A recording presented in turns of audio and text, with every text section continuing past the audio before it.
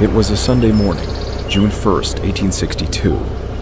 Elijah Coker woke up, got out of bed, and intended to spend the morning down by the creek on his property, accompanied by his wife Nancy and their 2 young children. Suddenly, shots rang out, the bullets ripping into the home. A band of armed men had appeared outside, seemingly out of nowhere. Nancy screamed for her husband to run. As he tried to escape out of the home on foot, a man named Ferguson overtook him on horseback and shot him. Coker threw up his arms and said something, but Nancy couldn't make out his words over the sound of the children screaming. Severely wounded, Elijah staggered to his feet under what must have been a rush of pure adrenaline. Shots continued to ring out as he ran toward a fence, some 50 yards from his home. With Ferguson and 9 other men in close pursuit, Elijah reached the fence. When he struggled to pull himself over it, Ferguson rode up close to him and shot him one more time.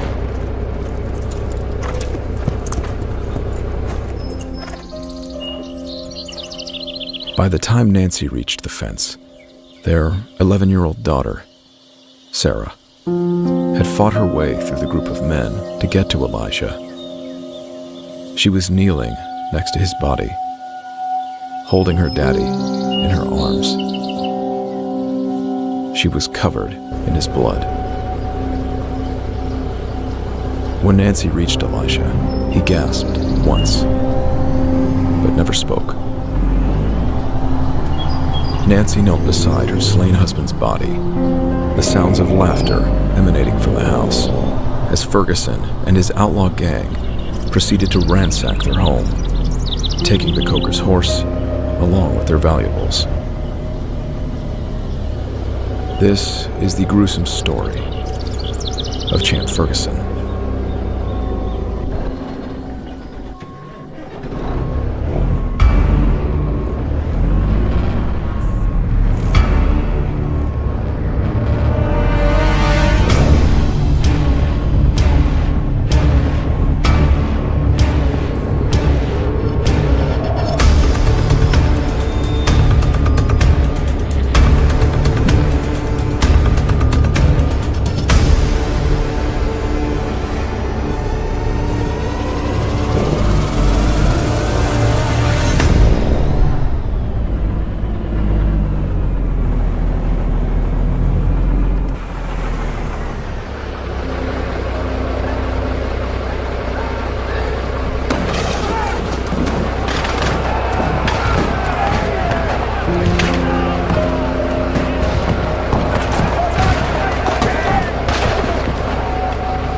The American Civil War is strangely named. It was far from civil by many accounts.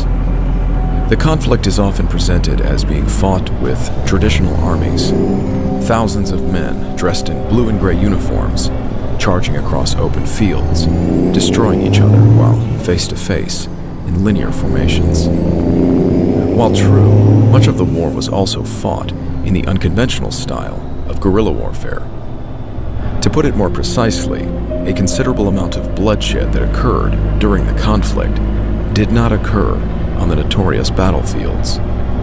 Americans, primarily those living in border states, were routinely being killed on their own properties, if not being murdered inside their very homes. While approximately 750,000 armed soldiers died between the Union and Confederacy, twice that number of total casualties, 1.5 million in all, including the wounded, have been reported. Unfortunately, with the passing of time, the number of civilian casualties has been far more difficult to calculate. Some sources have calculated civilian deaths at around 50,000. Nonetheless, considering the country's population was estimated at a mere 31.5 million at the time, the combined casualties of this war were significant. Many fighters among the guerrillas were sanctioned by neither the Union nor the Confederacy. They were considered lawless murderers. Unable to provide oversight for their crimes, and with these atrocities being committed by both Unionists and Confederate sympathizers, convictions for war crimes were scarce. Of the mere 2 individuals who were ultimately charged and executed for war crimes, one is a man considered the most notorious Confederate guerrilla fighter. While no amount of empirical digging can tell us more about this man than is recorded, the question remains: why would a mountain farmer, by all accounts a loving husband and father, torture, slaughter, and mutilate dozens of men, often in cold blood? Men including his friends, members of his own family, unarmed boys, and helpless men as they lay in their beds. And once he was convicted, was he really executed? Or was there a conspiracy to save his life? Samuel Champ Ferguson grew up in the Cumberland Mountains of southern Kentucky, very near the border of northeastern Tennessee, the same region once inhabited by Davy Crockett. Before the Civil War, Ferguson was a farmer by trade for over 20 years. He liked to hunt, as hunting not only enabled him to get out into the mountains that he loved, but it was also a means of putting food on the table for his family. His long excursions gained him an intimate knowledge of the foothills and mountains, a knowledge that was to prove invaluable, enabling him to elude the Union guerrillas and federal soldiers who hunted him relentlessly for the duration of the war. Whether inherited from his father or derived from some other dark recesses of his mind, Champ's venomous behavior was apparently well known, even before the war, beginning with a reported incident in 1858. Early that year, a man named Floyd Evans apparently failed to pay his debt in the agreed-upon time after purchasing livestock from Champ. In anger, Champ then tracked down and ambushed Floyd's twin brother, Alex Evans, stealing his horse as payment. A horse was not only expensive, it was often vital to a man's survival and livelihood.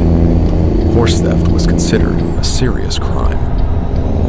Floyd eventually paid his debt in June. Alex Evans, however, maintained his lawsuit against Champ for the theft of his horse. The Evans brothers began speaking out publicly, which Champ considered to be a threat on his life. A warrant for Ferguson's arrest was issued by the Fentress County Court. Champ apparently feigned ignorance of his arrest warrant and continued traveling in and out of Fentress County. However, after attending a religious camp meeting in August, as he was leaving, the Fentress County Constable attempted to administer the arrest warrant on Champ. A group of men joined him in the effort. Seeing the growing crowd of men, Champ attempted to escape, mounting his young horse. The men gave chase, throwing rocks. Champ's horse stumbled, and he had to escape on foot.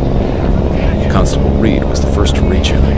Champ quickly pulled out his pocket knife and began slashing the constable, stabbing him to death. Champ then wounded Floyd Evans, nearly killing him, and escaped into a nearby farmhouse. Under threat of death by the mob, however, he surrendered himself to the Fentress County Sheriff to receive a fair trial. The local magistrate, James Zachary Sr., ordered his imprisonment. He was imprisoned for 2 months before his family secured his bail, using a large amount of their land as a collateral payment. Champ secured a useful attorney, Scott Bledsoe. In fact, although it was scheduled for the following January, Champ's trial for the killing of Jim Reed would never happen. It is unclear how he did it, but evidently Bledsoe managed to repeatedly delay Champ's trial date. Before a trial could be held, nearly 3 years had passed, and the South had seceded from the Union. It is speculated that Scott Bledsoe's influence, or Champ's indebtedness for his services, provoked Champ to support the Confederacy in the mounting conflict. At the onset of the war, as the oldest of the Ferguson children, Champ now found himself at menacing odds with his 9 brothers and sisters, his mother, and most of his friends and neighbors, all of whom supported the Union and deeply resented his taking up the Southern cause. While the following explanation of American political controversy may not necessarily be exciting, as with any other conflict, understanding the social and political attitudes of the time appears somewhat necessary in understanding some of the root causes of Champ's murderous behavior. In the 1850s, the debate over whether slavery should be extended into new Western territories sparked controversy between the two major political coalitions, the Whig Party and the Democrat Party. Southern Democrats promoted the expansion of slavery in all territories, while their northern counterparts thought each territory should decide for itself. The Republican Party was founded in 1854, merely 7 years before the onset of the Civil War, created by a combined group of anti-slavery Whigs, members of the Know-Nothing Party, and others. This new party garnered growing support around the nation, primarily in the North, having 2 of its presidential candidates elected to office immediately following its founding. Although wildly unpopular for his progressive views, Abraham Lincoln was the first to be elected, despite only receiving less than 40% of the popular vote. The debate over the future of slavery was a significant factor in rising tensions around the country. With the initial hope of avoiding violent conflict and preserving the Union, neither Lincoln nor many of his party members appear to have openly supported the idea of abolishing slavery, at least prior to the war. In some of his private correspondence, however, Lincoln acknowledged his disdain for the hypocrisy of living in a nation that abided by the immorality of slavery, as well as the controversial oppression of Irish immigrants and Catholics, when the nation had been founded on the belief that all men are created equal. When it comes to this, I should prefer immigrating to some country where they make no pretense of loving liberty. To Russia, for example, where despotism can be taken pure and without the base alloy of hypocrisy. Abraham Lincoln's letter to Joshua Speed, 1855. Again, the initial conflict around slavery was not necessarily the abolishment of slavery, but the debate over whether slavery would be permitted in the newly developing territories as American settlers moved west, as forced labor was considered an unfair advantage by those farmers who did not own slaves. Despite his actual statements, election propaganda touted Lincoln as a total abolitionist, even despite his later efforts to mollify the southern states by preserving their constitutional right to maintain the practice of slavery. His election greatly divided an already unsettled nation, triggering the secession of southern states. As the war escalated, the Union Army was eager to consign any man willing to fight. Escaped and freed slaves were eager to fight, not only in defense of the Union, but for the freedom of their fellow slaves. Frederick Douglass, an escaped slave himself, was perhaps the most recognized abolitionist of the time and served as an advisor to Lincoln. He reasoned with Lincoln on the fairness of these ideas of men willing to fight for their nation being granted equal rights in return for their service. Although there is more to the story than is covered here, Lincoln was swayed by Douglass's counsel. More than a year after the war began, in September of 1862, following the Union victory during the Battle of Antietam in Maryland, Lincoln presented the preliminary draft of the Emancipation Proclamation, which would free those slaves residing in rebellious southern states, should the Union win the war. As such political conflict is clearly never a simple matter, it is important to note that not every Republican supported the abolition of slavery, and at least a small handful of Democrat Party members later voted in favor of it. In Southern minds, however, the entire Republican Party, those associated with it, and their voters quickly became known as abolitionists, despite not all Republican partisans supporting the move to end slavery. In Champ Ferguson's rural mountain community, which had few slaves, partisan loyalties likewise appear to have been less about complex debates and simply about choosing the winning side. Thus, they destroyed each other merely for their loyalty to a preferred party, regardless of the political nuances. In addition, it is presumed that Champ's family also worried that the unsettled debt, the significant payment of land paid to secure his bail, would be lost if he fought for the South. Conversely, Champ may have been promised immunity by Scott Bledsoe, with his charges being dropped by a victorious Confederate government. In any case, during the war, Champ reportedly broke into the Fentress County Courthouse and cut the pages concerning his killing of Constable Reed out of the minutes book, thus destroying the record of his crime.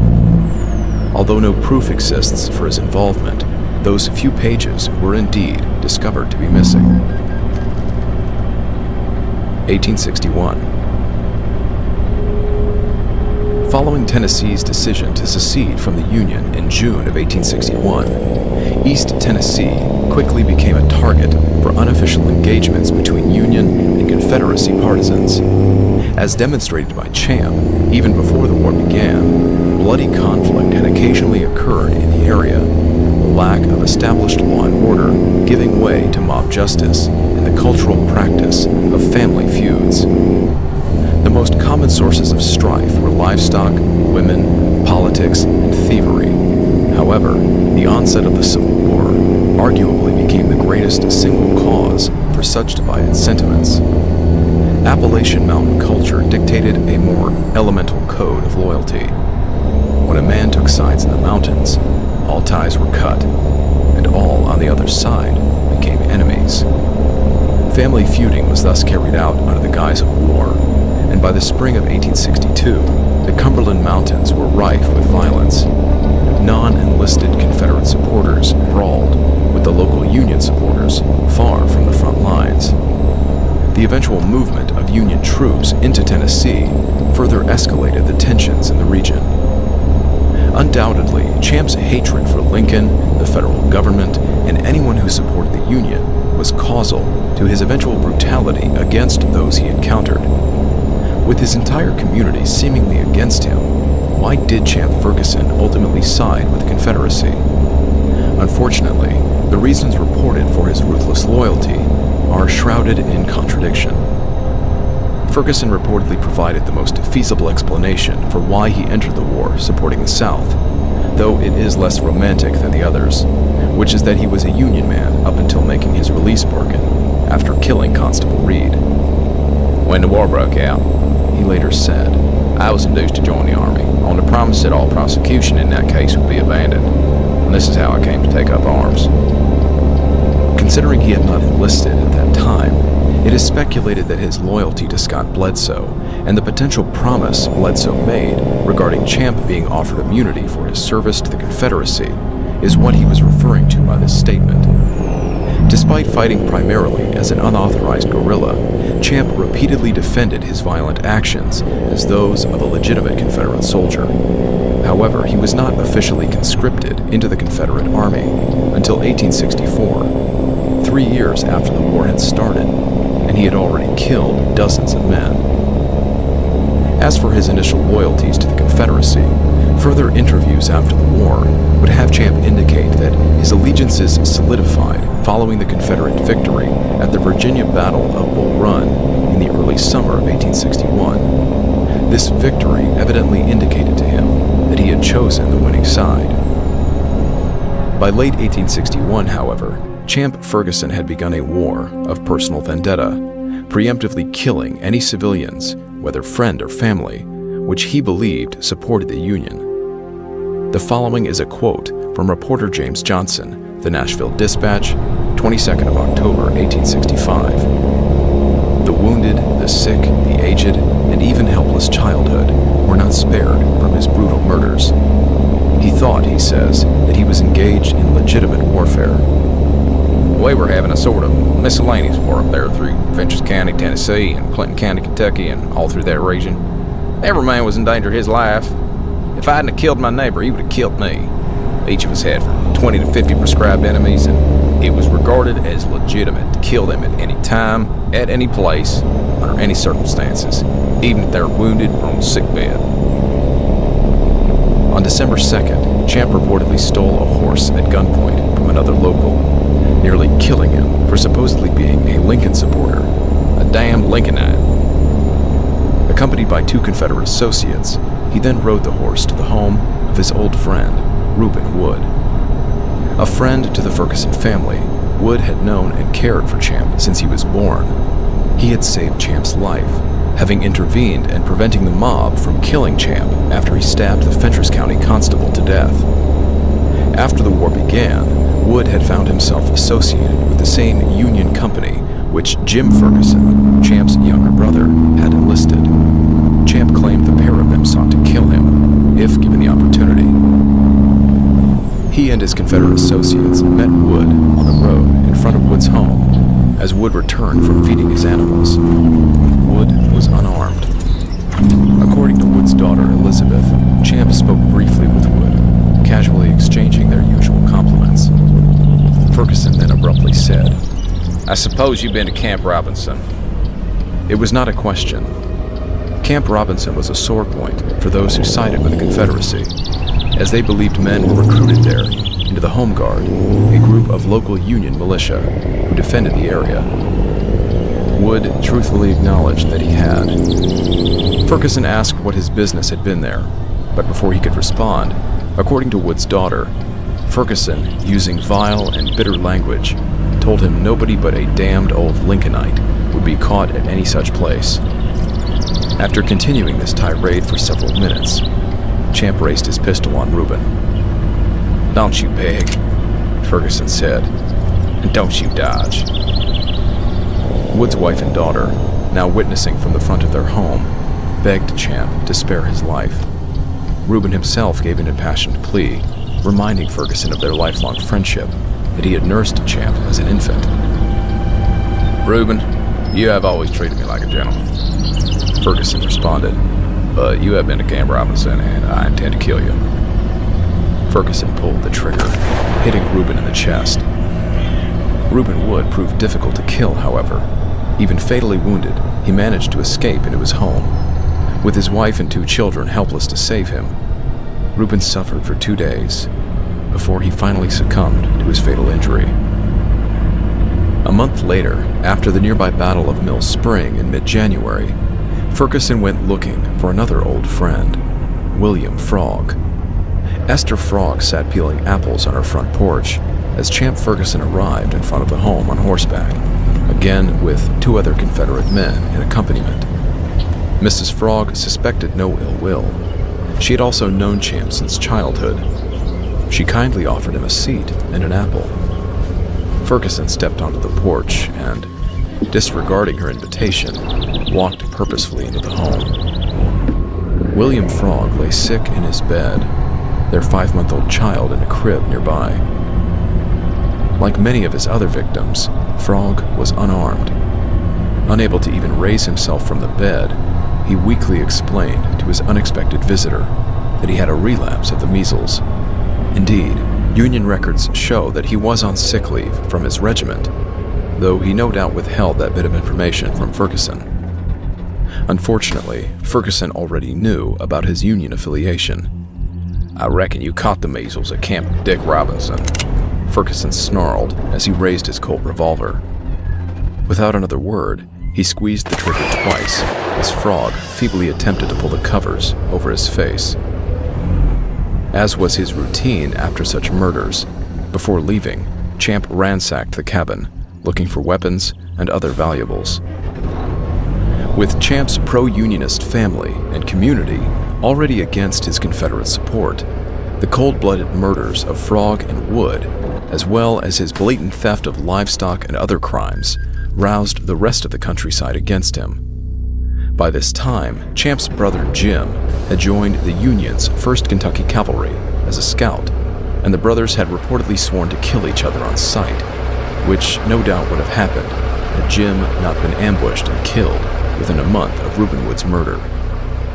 After his father's murder, Reuben Wood's son, Robert, gathered a small band of armed men for the express purpose of killing Champ Ferguson.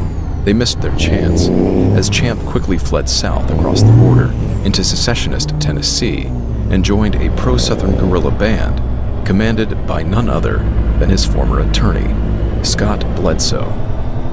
Although Champ had since moved his family to Tennessee, he often returned to his home in Kentucky for his wartime exploits. Guerrilla fighting served as an alternative to military enlistment, permitting the participants to remain close to home, in familiar territory, throughout the war. The thought of justifiable violence and the lack of military custom appears to have attracted the more unhinged bloodthirsty kind of men. Much of the brutal efficiency of the guerrilla was due to their lack of adherence to military custom, including their choice of weapons. The Colt pistol became a favorite among bushwhackers, as it offered a tactical advantage over rifles at close range. The clanking of sabers and carbine rifles against saddles could be heard over great distances at night. Stealth was one of the guerrillas' best tactics. Though more commonly sanctioned by Confederate authorities, guerrillas and anti-guerrilla bands existed on the Union side as well. As vicious in his defense of the Union as Champ was the Confederacy, a Fentress County man by the name of Dave Beatty would serve to become Champ's sworn enemy. Beatty was reportedly a nonpartisan civilian at the start of the war. Bledsoe's men later threatened Beatty's life if he refused to side with the Confederacy. Beatty responded to the threat in early 1862 by siding with the Union, raising his own band of guerrillas. His men lived in the woods, like Ferguson's, and practiced the same vicious tactics. Local legend tells of the time Beatty shot a man, and then directed his horse to step on the unfortunate victim's face. A local paper, the Nashville Dispatch, noted that Beatty fought Champ Ferguson from the beginning to the end of his career. They have shot at each other innumerable times, and each has received ugly wounds. They were deadly enemies and hunted each other down with savage ferocity. Beatty even testified against Champ during his post-war trial in 1865. Regardless of their loyalties, both Union and Confederate enlisted soldiers disparaged and shamed these partisan rangers, calling them bushwhackers, freebooters, or other dishonorable terms like carpet knights and featherbed soldiers, due to their apparent unwillingness to depart from the comfort of their homes and a warm bed. This, however, was not strictly true to form, as both prudent fighters and civilians left their homes during this period, lest they become an easy-to-find target.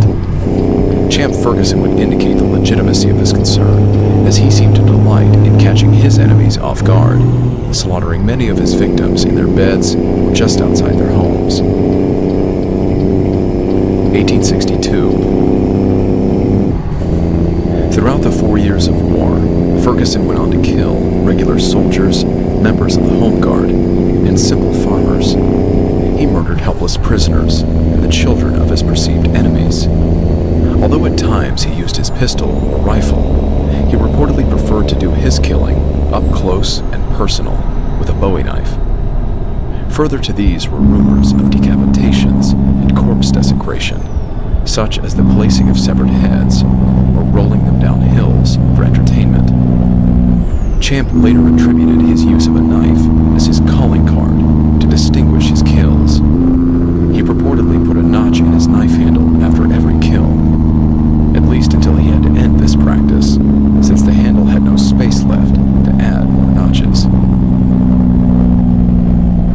In the early spring of 1862, towards the end of March, according to Union fighter Elijah Coger's third great-grandson, a meeting was held at Monroe, Tennessee, between a group of citizens from Overton County, Tennessee, representing the southern element of the war, and a group of citizens from Fentress County, Tennessee, and Clinton County, Kentucky, representing the northern element. Elijah had headed up a group of Home Guardsmen who kept watch over Clinton County.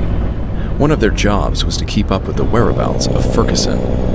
Elijah's role in the Home Guardsmen would explain why he was one of the men chosen to work out the peace agreement at Monroe. The purpose of the meeting had been to reach a compromise whereby raiders would stop wreaking havoc in those three counties. The meeting was a success.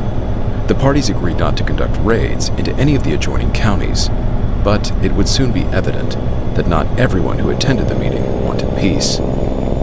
Because he was one of the men responsible for most of the raids and most of the deaths, Ferguson was also at this meeting. What Elijah and the other Union representatives who attended the meeting at Monroe did not know was that Ferguson hated the Union side so much that just their presence at the peace agreement was enough for Champ to want to kill them. They would soon pay for trying to bring peace to the community. On April 1st, Champ and others among Bledsoe's men reportedly murdered 5 men in a single day in Fentress County. Among them were several men who had been counted among the Union representatives at the Monroe Peace meeting: Joseph Stover, William Johnson, Robert Martin, and Lewis Pierce. By Champ's account, Stover was killed in a gunfight. Both Martin and Pierce were presumably unarmed and shot while running away, with Pierce being brought down with a double-barrel shotgun. Court documents indicate all 3 of their bodies were found both shot and stabbed through the heart. Johnson was a Union soldier home on leave at the time, staying with his father. He was chased over a bluff by Bledsoe's men, falling about 40 or 50 feet before being shot. Although he contested the circumstances of their deaths, Champ readily admitted to these killings, claiming that these men were Union home guards who sought to kill him. His last victim that day, however, was not a man per se, but a local youth named Fount Zachary. Near Spring Creek, Kentucky, he encountered the 16-year-old Zachary. Whether by misprint or journalistic sensationalism, the Nashville Dispatch later reported Fount to be as young as 12. Fount was the grandson of James Zachary Sr., the magistrate who had imprisoned Champ for killing Constable Jim Reed prior to the war.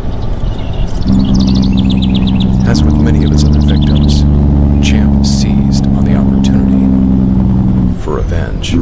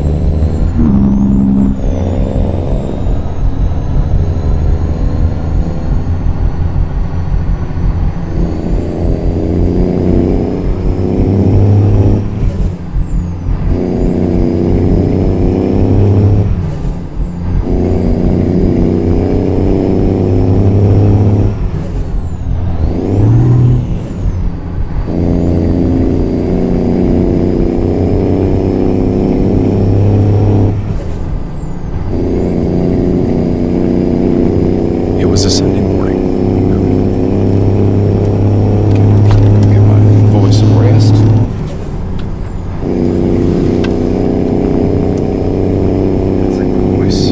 It's so annoying that I can't.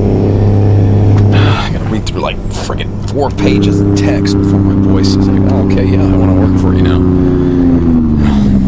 Garbage. Okay. I really hate that. The combined casualties of this war were significant. I think I'm done. I like to read when I did it. There's no reason, just because my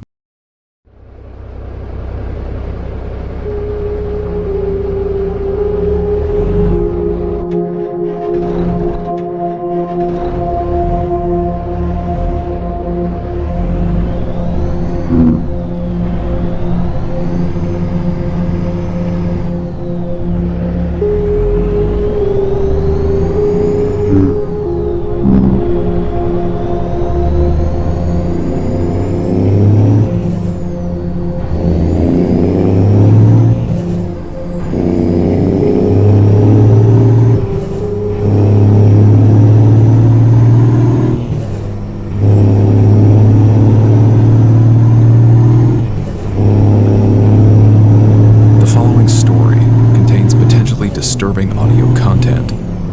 Listener discretion is advised.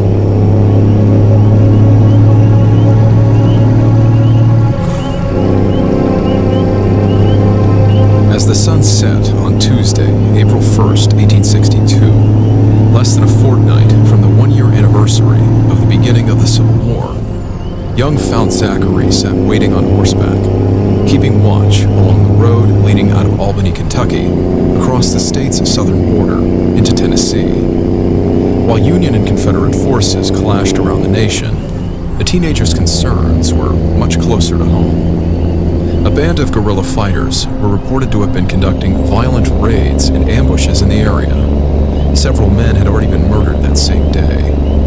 Fount, although 2 years underage at 16, had volunteered as a picket for the Home Guard, a group of local pro-Union militia, now positioned along the road as a lookout to give warning to the Union men if he should catch sight of the Confederate guerrilla band. Hearing the sounds of horses and men approaching, Fount gathered his reins and prompted his horse through the dense thicket onto the road to meet the oncoming group of Home Guardsmen. Shouldering his shotgun and approaching the cluster of men in the dim light, he proudly assured them that he had seen no guerrilla raiders passing through his sector. As the men drew closer, Fount suddenly realized his mistake. These men were not Home Guardsmen. Seeing his shotgun, one of the men approached Fount, demanding that the boy surrender it. He complied, handing his firearm to the man, and then beginning to remove his shot pouch from his shoulder. As he did so, another one of the men, a man named Champ Ferguson, approached him, asking for his name. Had he known who this man was, Fount might not have been so honest. As it was, Fount was the nephew, possibly grandson, of James Zachary, a local magistrate who, prior to the war, had once ordered Champ Ferguson's imprisonment to await his trial after Champ had been convicted of stabbing the Fentress County constable to death. When he gave his name, Fount Zachary, Champ immediately pulled out his pistol and shot him. Fount fell from his horse onto the road. In his usual fashion, Champ then dismounted his own horse and approached the wounded boy, pulling out his Bowie knife. Kneeling down next to Fount, he then proceeded to stab him, driving the long blade into the boy's heart. This is part 2 of the gruesome story of Champ Ferguson.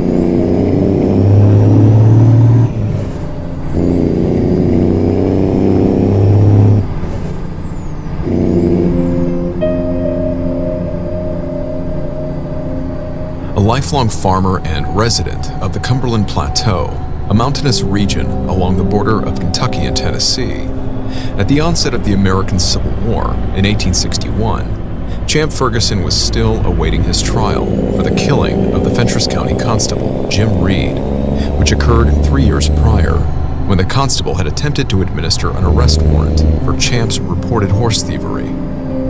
With his family posting much of their valuable land to secure his bail, Champ was released to await his trial.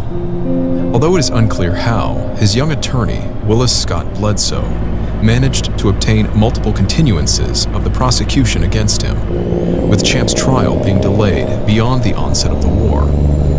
Now, as an irregular partisan fighter, like many other Union and Confederate men who chose not to formally enlist during the Civil War, Champ took full advantage of the conflict to settle old grudges, tracking down and killing his perceived enemies, even his friends and family members, and defending his acts of apparent self-preservation as being those of a soldier's duty. According to author and history professor Brian D. McKnight, in his book Confederate Outlaw, whether Champ felt indebted to Bledsoe or his attorney manipulated him into joining his company with the promise of legal protection within the new Confederate nation Ferguson enlisted, thus beginning what may have been the bloodiest single career of the Civil War. Despite the majority of battles and skirmishes taking place far from the Cumberland Plateau, Kentucky and Tennessee locals found themselves living in constant terror of the seemingly inexhaustible Union and Confederate guerrilla raiding and violence taking place throughout the region. Around March of 1862, a meeting had been organized between both Union and Confederate representatives at Monroe, Tennessee, in order to broker a deal to return some measure of peace and security to the area. In attendance were local home guardsmen known to Champ, Tinker Dave Beatty, James Zachary, Thomas Wood, and Elijah Coger, among others. Allegedly, although he had already marked these men for death for their Union affiliation, their attendance at this meeting gave Champ a renewed vendetta against them. Despite the opportunity for peace and stability, according to author Brian McKnight, Confederate Captain James McHenry, a guerrilla leader, refused to abide by the gentleman's agreement. Guerrilla raiding thus returned in full to Clinton County, Kentucky, within days of the meeting at Monroe. Under Captain McHenry's command, Champ and his band of guerrilla fighters killed 4 men in Clinton County on April 1st, with the 5th being Champ's murder of young Found Zachary.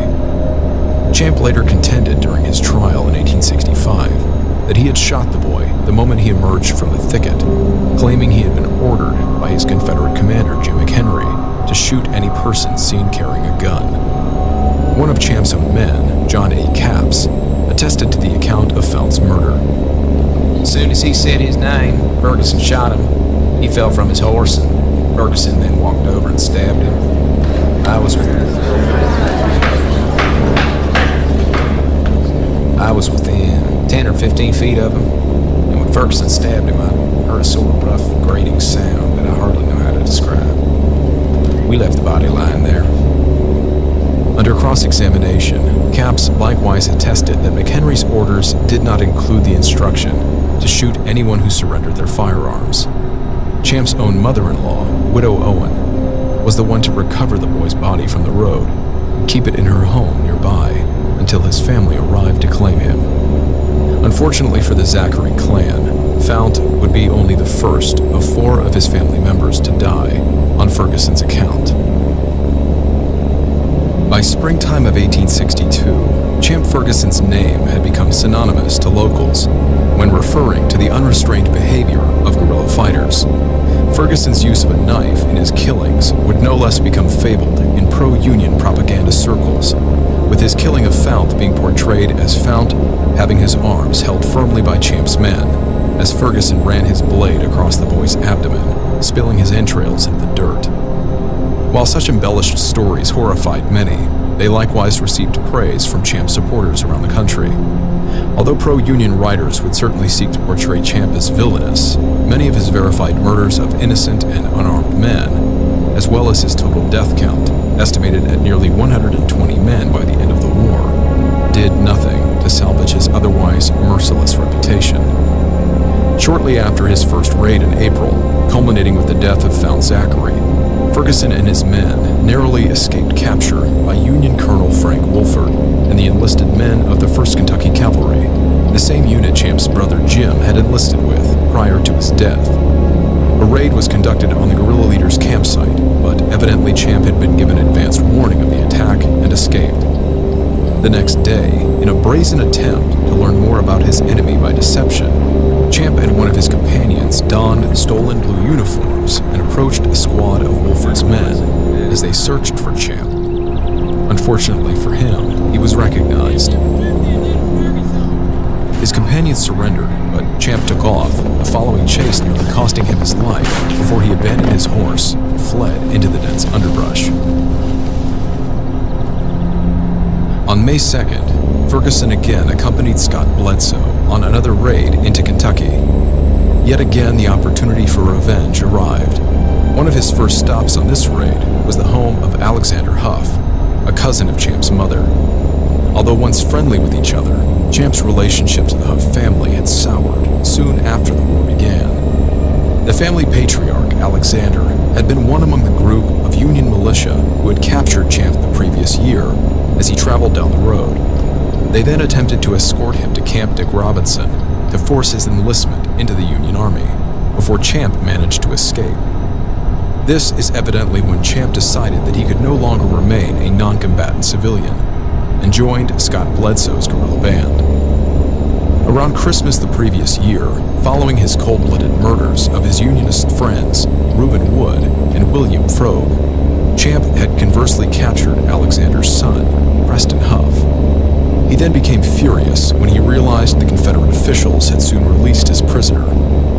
As Preston departed the Confederate camp, Champ nearly killed him in front of several Confederate soldiers who stopped him. Champ resorted instead to stealing Preston's horse and threatening to kill him if he did not return to his home and remain there. Preston apparently tested Ferguson's patience by replying, "Well, I'll try, but it will be very hard to do. A man is bound to travel about sometimes." At this, Champ let him go, but with the promise that he intended to teach the Huff family a hard set of lessons, announcing his intention to kill several of them. Now, less than 5 months later, Champ arrived at the Huff family home. During his later trial, Lucinda Huff recounted, "My father was sitting in the yard. He went into the house, then Jewett McGinnis told my father to come out and push John Smith forward to shoot him. Mother and myself caught hold of Smith and told him not to kill father. Champ said he shouldn't be hurt, for me to go back in the house and go do my work. They took my father away. We later found him at the old Conrad Pile's place."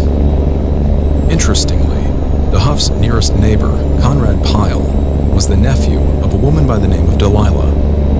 Delilah was the wife of William Crockett, son of Davy Crockett. Even further, Conrad Pyle's great-nephew was another well-known Fentress County resident, Sergeant Alvin York, a Medal of Honor recipient for his single-handed capture of 132 German soldiers during World War I, some 50 years later. During Champ's later trial, William B. Williams likewise testified regarding the death of Alexander Huff. "I had started the mill that morning, but met some pickets, Flem McGinnis and one of McDaniel's boys, Jonathan, I think it was. And they arrested me and carried me to the Conrad Pile's place. After we'd been there a short while, arsenal men brought in Alex Huff, Ferguson being in the group. They sent out some pickets, and before long we heard some shooting in the direction the pickets had gone. And at this, the soldiers seemed to get scared and, hurrying out of the house, mounted their horses and made up the road in the direction they first came. Ferguson, however, lagged behind, and when it was found out that the alarm was caused by a false report, Ferguson called a halt. I was standing on the porch by Huff at the time, and the first thing I knew is I heard Ferguson tell me to get out of the way.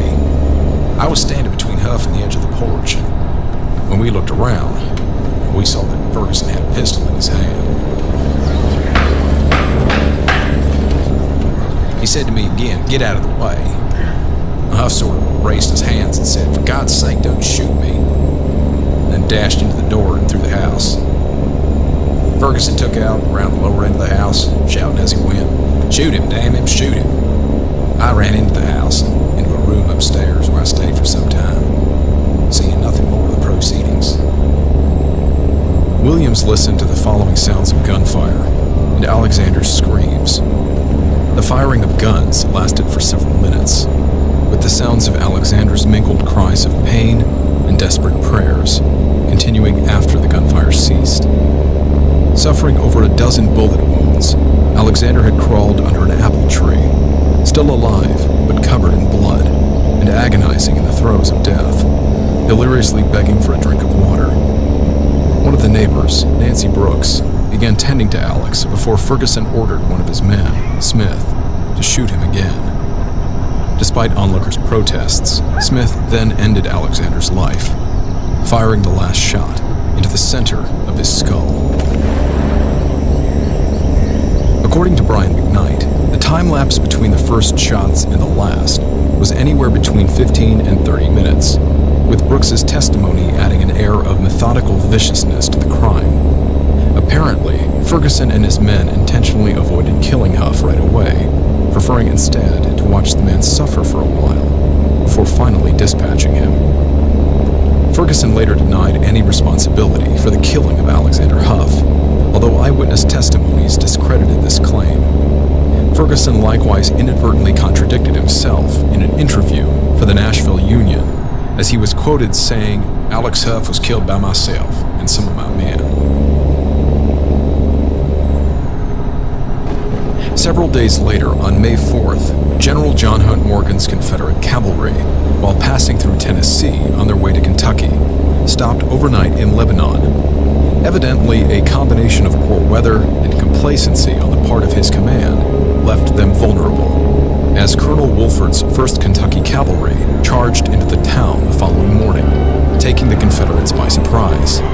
Scattering to the outskirts of Lebanon, John Morgan and some of his men managed to escape the attack, fleeing across the Cumberland River in a route now known as the Lebanon Races. He later recouped about 70 of his original 300 men. Being in unfamiliar territory, and with his loss of troops, Morgan then enlisted the aid of the local Confederate guerrillas, including Champ. Morgan's men reportedly crowded around Ferguson, eager to get a glimpse of the notorious outlaw whose exploits were becoming a legend in the region. With the addition of guerrilla men, those led by Bledsoe and Captain Oliver B. Hamilton, as well as a small handful of Ferguson's men, the Confederate force more than doubled in size. With the aid of the guerrillas' knowledge of the area, Morgan and his men moved towards the city of Bowling Green, although the sounds of horns marked their movement north, as Home Guard lookouts warned local Unionists of the enemy soldiers' approach. On May 11th, Morgan's men captured 2 trains. The first had each of its 49 boxcars set ablaze, then being sent flying down the rails southward to Nashville, resulting in a tremendous explosion. Morgan found the second train to be mostly full of women passengers. Treating them kindly as a gentleman, Morgan left this train intact, confiscating $6,000 from the express agent and taking several Union officers and enlisted soldiers as prisoners. As Ferguson never appears to have truly established an official conscription into the Confederate Army, his proximity to Morgan now presented an opportunity for him to later legitimize his irregular violence. He attached himself to Morgan's and other Confederate companies several times throughout the rest of the war. However, he continued to shift between irregular and formal warfare, often violating the customary rules of war. For the last weeks in May, Ferguson appears to have taken a quiet break from his raiding, returning to his home in White County, Tennessee. His next actions began on May 29th in Albany, as he and his men reportedly killed a Mr. Story, as reported by a Mr. Long, possibly John Long, a farmer who had witnessed the murder. His next murder would be that of Elijah Coker. Shortly after the guerrilla raiding had begun the previous year, prudent fighters such as Hiram Markham spent their nights sleeping outside their homes, often in nearby fields of corn or other vegetation, to avoid being caught inside their homes at night by enemy patrols. On one night the previous year, Markham was alerted to the presence of a Confederate patrol by the screams of his wife and daughters. According to the account cited by Brian McKnight, one of the men remained behind, hoping to perpetrate a crime against the women. Although he severely wounded one of Markham's daughters, Hiram was able to get into the house and kill him before the attack proceeded further. The Home Guard commander, Elijah Coker, likewise maintained a practice of spending the warmer months lying out in the mountains to keep away from rebel guerrillas. Now 2 months after the peace meeting in Monroe, Tennessee, Champ evidently learned of Elijah Coker's return to his home. On the morning of June 1st, Champ and a band of about 9 of his men went to find him, arriving at his home and catching Coker off guard. Preston Huff, along with several Union men who had been scouting the area to find Champ, later claimed to have witnessed this murder. Considering how quickly Coker was killed after the shooting had started, there is some speculation that Preston may have misrepresented his witnessing the event, as he gave testimony during Champ's trial in an effort to assist in the prosecution of his father's killer. There is no doubt, however, that he did visit the Cokers' home shortly following the murder. Louis DeBall, Jonathan Williams, and Theophilus Williams were with me. We heard several guns fire and went out to the road to see what they were shooting at. We heard the women at Elijah Coker's house screaming and saw some man who was climbing over a fence fall backwards. When the men had left Coger's place, we went up to the house. The man shot turned out to be Elijah Coger. His little girl was clinging to him, and she was very bloody, presenting a horrible sight. Champ Ferguson regarded his killing of Elijah as a good riddance of bad rubbish. The very same day, Champ paid a visit to the farm of the aforementioned James Zachary, the Fentress County magistrate who had remanded Ferguson to jail to await trial prior to the war, and who was also a Union Home Guard member that was present with Elijah Coger at the Monroe Peace meeting. Whether for his indictment, his Union affiliation, or the threat of Ferguson's murder trial being resurrected by Zachary after the war, Champ caught Zachary outside his home, then chasing him through the orchard on his property. Zachary's daughter Esther stood listening on the porch. Unlike Coger, James Zachary had always kept his Colt Navy revolver on his person. Unfortunately, he appears to have dropped it during the chase. Esther heard the shots that ended her father's life, and Champ's accomplices telling him. Esther later stated that her father's head had been repeatedly shot and looked like jelly. Returning to the home, Champ walked onto the porch, leveling his pistol at Esther's dog, which she quickly pulled away, promising him the dog wouldn't bite. Champ frankly announced, "We've killed your father," before beginning to search the house, later retracing Zachary's steps through the orchard to find Zachary's Colt Navy pistol, and stopping to remove a single silver spur from the dead man's boot. Although less is known about many of Champ's killings, along with those he had killed on April 1st, several other Union men who also attended the Monroe Peace meeting, those by the name of Taylor, Dalton, and McDonald, would similarly die by Ferguson's hand. After his killing of James Zachary, Ferguson appeared to soon reattach himself to John Hunt Morgan's cavalry, moving with the Confederate force during raids, destroying whatever supplies they couldn't carry away, and helping the cavalry retake the previously lost city of Lebanon in early July. Again, despite his lack of an official military enlistment, these actions later warranted his war record a greater sense of legitimacy. However, by August of 1862, Champ had again split off from the main party and refocused himself on personal vendettas. On 2 more occasions, he again stopped at the farm of Elijah Coger, the first being when he and his men imposed on the dead man's family for an afternoon meal. Although Ferguson left shortly after, a Confederate company of about 200 men spent the night, and according to Nancy Coger, destroyed nearly everything I had. His next known killing was that of Joseph Beck, whose body was discovered after Ferguson had stopped by the Coger home again, telling Nancy Coger and her sister that he had killed the man and left his body lying in the road within a mile of their home. From here, author Brian McKnight deduces that while the larger war played out on the battlefields of Kentucky, Champ Ferguson's guerrilla war continued in the mountains. Meanwhile, as Confederate forces advanced into the region, Confederate guerrillas operated in the southern part of the state with impunity. Civilian reports poured into the governor's office, citing repeated Confederate raids occurring through nearby Burkesville. Union officers began sending scouting parties, including Lieutenant Preston Huff's company, into the region, hunting for rebel guerrillas. Several of these parties exchanged gunfire with Ferguson and his men. Despite the obvious risks, Preston unfortunately took time to visit his home while he was scouting the area.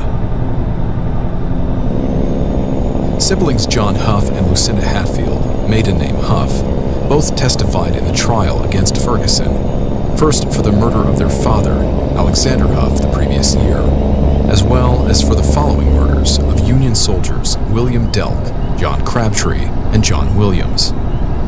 Both the men's Union affiliation and Champ's grudges against them appear to have been his motive. Burial records indicate that the 3 men were otherwise related to each other and to the Pyle, Huff, and Crockett families by marriage and direct bloodlines, which may have aroused Champ's feudal reasons for killing them. Ferguson and about a dozen of his men again arrived at the Huff home, this time under the cover of morning darkness on October 3rd. The men surrounded the home, with Champ waking the occupants by shouting for Preston to come out and surrender, Preston being his intended target. Preston later recounted that upon hearing the arrival of Champ's men, he and William had slipped out of the house in the darkness and escaped into a nearby cornfield, where they remained hidden and observed the following events, not wishing to give Champ the opportunity to follow through on his promise to kill them. Young John Huff, about 16 at the time, lit a fire and was ordered not to move again under threat of death. Ferguson questioned him about who was in the house, specifically asking about Preston and Andrew Huff. Possibly unaware that Preston and William had escaped, John honestly stated that William Delk, John Crabtree, John Williams, William Huff, and Preston Huff were there, and that Andy Huff was not there. While the men sat in the dark house awaiting their fate, Delk walked outside to face the group, asking what would be done with them. Ferguson placated his fears, assuring his safety, and that they would be transported to Albany as prisoners to be tried for unspecified charges. At this, the other two men surrendered as well. After exiting the home, while some of Champ's men began to ransack the house, the three prisoners' arms were tied behind their backs with rifle straps. Delk begged the men not to tie him so tight, as the leather bindings were painful. Ferguson snorted, "Damn you, that's what we want to do." When Preston and William were not found in the house, Champ grew angry and threatened Lucinda that he would burn her house if she did not relate to him where her brother and cousin were. Champ assured her that when he caught Preston, he intended to dismember every joint in his body and throw the pieces so far apart that her family would never find them to bury them. Ferguson told his men to take what they pleased, and they did, taking all the money, valuables, and clothing they could find. They even took the bullet-riddled and blood-stained jacket that had been worn by Alexander Huff when he was murdered. The prisoners' pockets were also searched. When money was taken from the now tied-up Delk, Ferguson smiled wryly and assured him that he would have no further use for money. In addition to the valuables they had stolen, according to young John Huff, Champ then took a slave girl, saying she belonged to Eli Hatfield, and he had orders to take her. The girl belonged to Hatfield, who was a brother-in-law of mine. My mother had raised the girl. it is unknown what Champ did with the girl, but despite his statement, among his other exploits, Champ was known to capture and sell slaves for personal profit. At daylight, as they started from the house with the young girl and their three tied prisoners, Crabtree's mother asked Ferguson, "You ain't gonna kill him, are you?" Ferguson then drew his knife and, pointing it menacingly at William, assured her son that he was going to cut his throat with that very knife. Crabtree's mother begged for her boy's life to be spared. Champ told her it was too late now, that she ought to have made him do better long ago. Upon leaving the home, John Huff later recalled, I got about 100 yards from the house, and I saw the light of 2 or 3 guns, whereupon I went into the house and heard about 12 or 13 guns. Heard someone say 2 or 3 times, "Run." Less than 45 minutes from the time that the men had left the house, young John and the 3 women walked to the Pyle family's home. As with their father, here they found the lifeless bodies of Delk, Williams, and Crabtree, sprawled in the horse lot. Williams was shot about the center of the forehead, a piece of his skull blown off. Delk was shot once through his chest, with either a bayonet or knife run through it. Crabtree suffered the worst, as he had no gunshot wounds, but appeared to have been tortured to death. 28 stab wounds were found on his body by counting the holes in his coat. With his arms still tied, Crabtree's chest, shoulder, neck, and collarbone had been repeatedly slashed.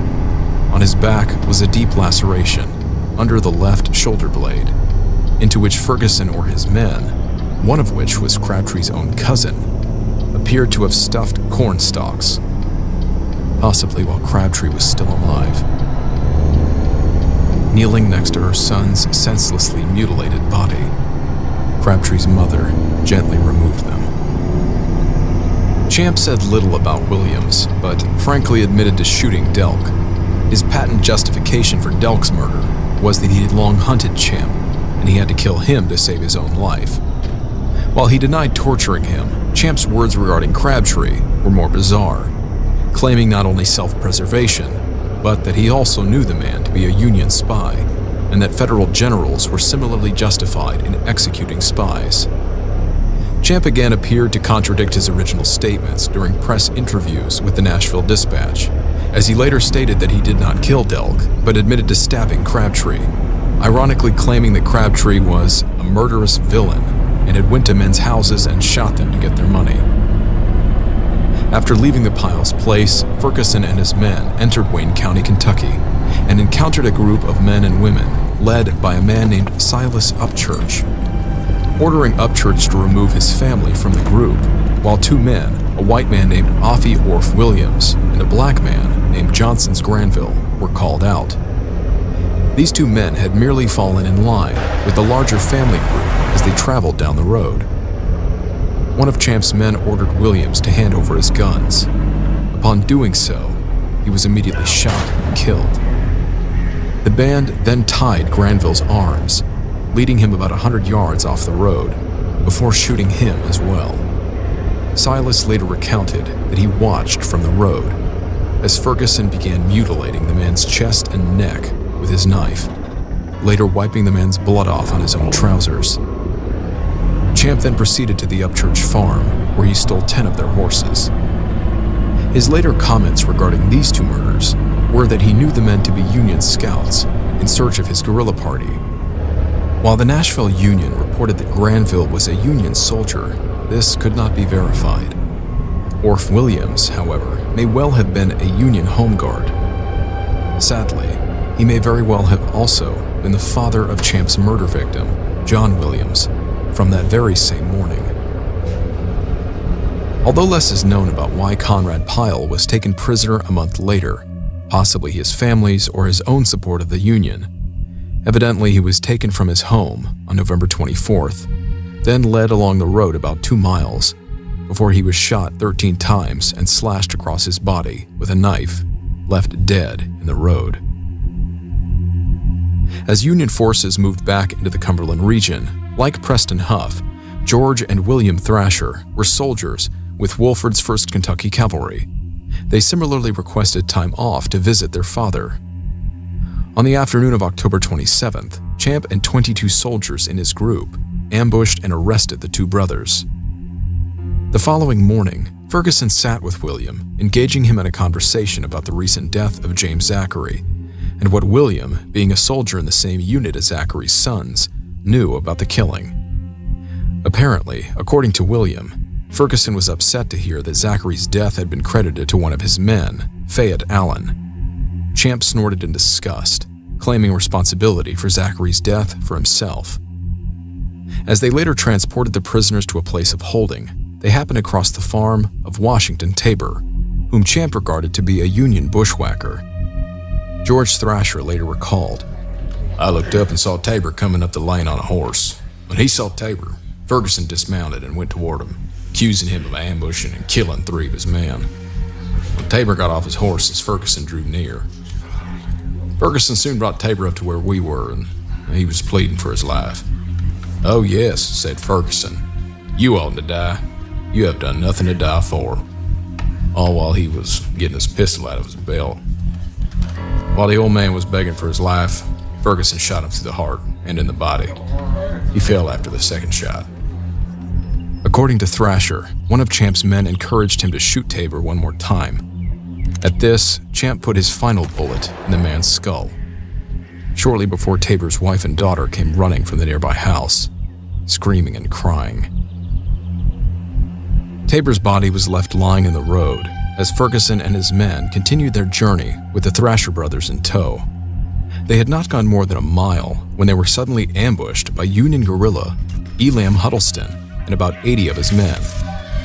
Champ's group of 20 men was greatly outnumbered. If there was one Unionist who was a thorn in Ferguson's side other than Dave Beatty, it was Elam Huddleston. In fact, both Beatty and Huddleston frequently joined forces. Elam had also been counted among the mob that attacked Champ before the war, resulting in the death of Constable Reed.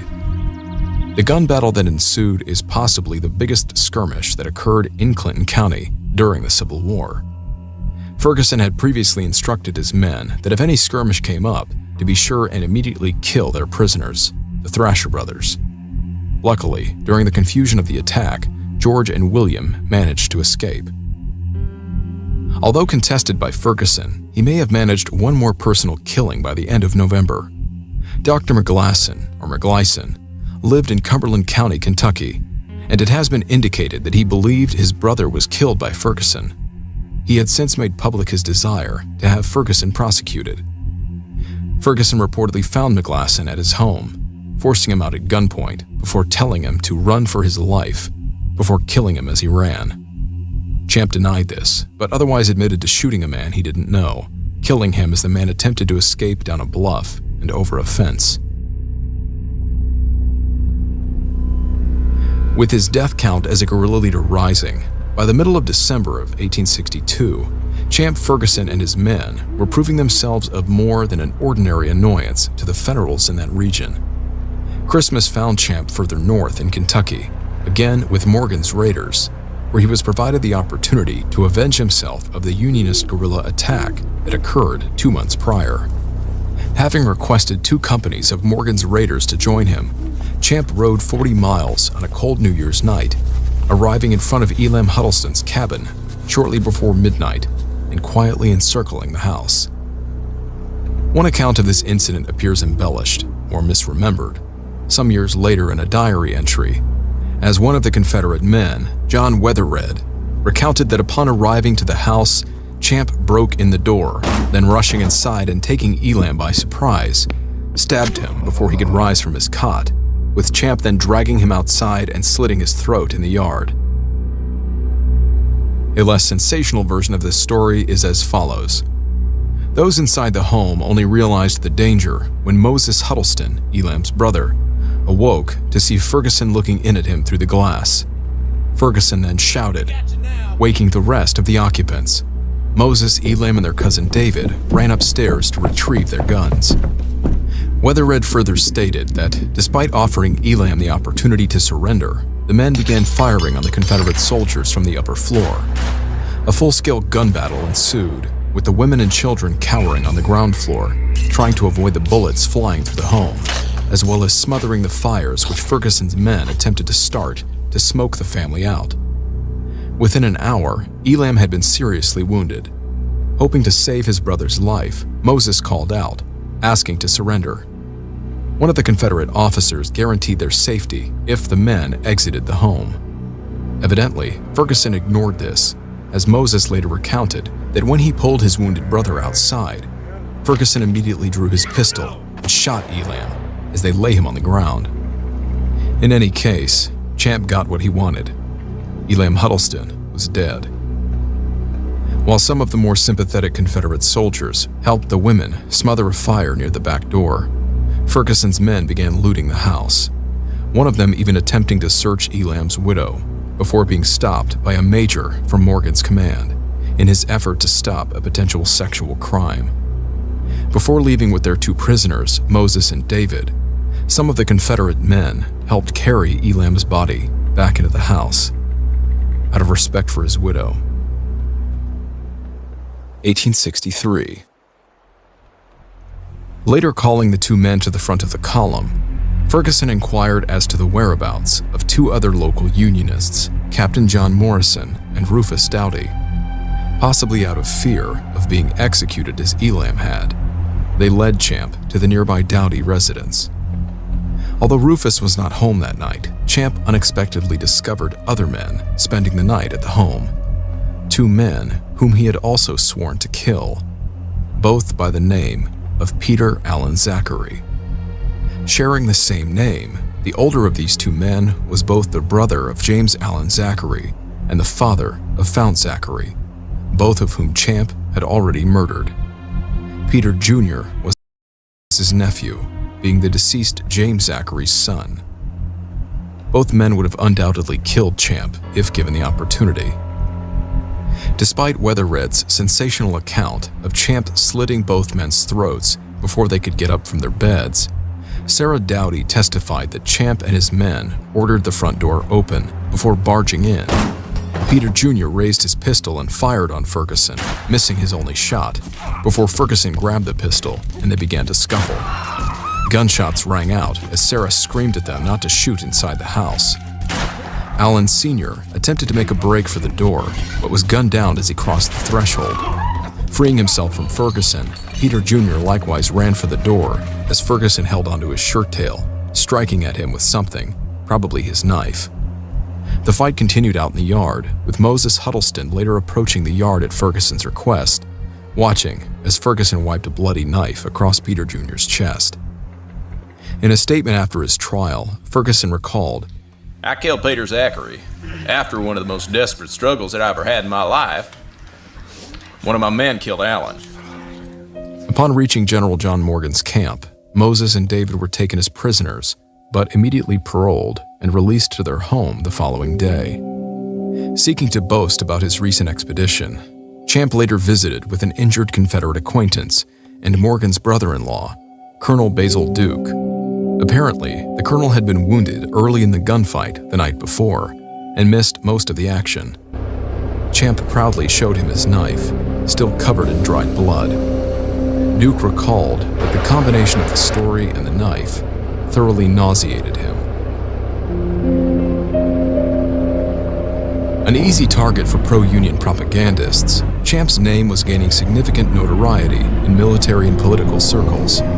Throughout early 1863, Union commanders redoubled their efforts, sending scout units into the highlands in an effort to find and capture Ferguson and his band. Ferguson's private feuds were thus suspended for some time after this, due to his prolonged entanglements with the Federal Army.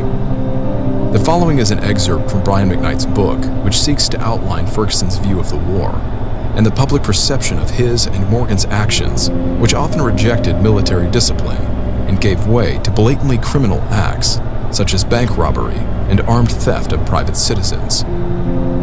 To Ferguson, he, along with Morgan and Basil Duke, were three Kentucky expatriates attempting not only to save the state for the Confederacy, but also to defend their homes and families from what they considered foreign aggressors. On a more pragmatic level, the pursuit of wealth and power also drove Ferguson and Morgan. The fact that both men were considered martyrs for the Southern cause during the post-war years helped elevate the level of respect given them and quieted dissenting voices.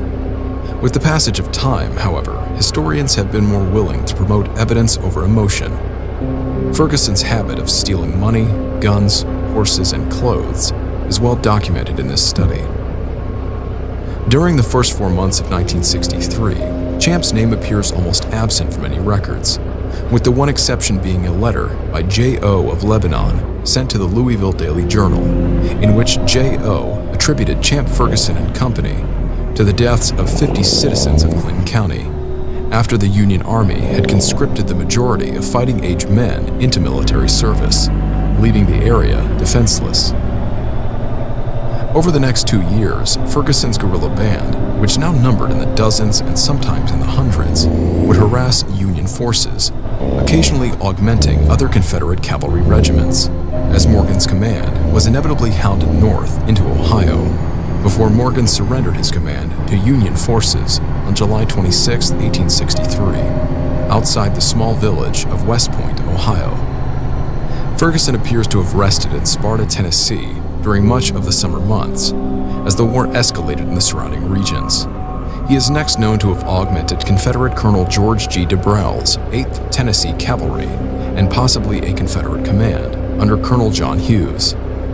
A letter dated October 24, 1863, written by a one MDC, places Ferguson in Greensburg and Munfordville, Kentucky, during what would become known as the Munfordville Raid.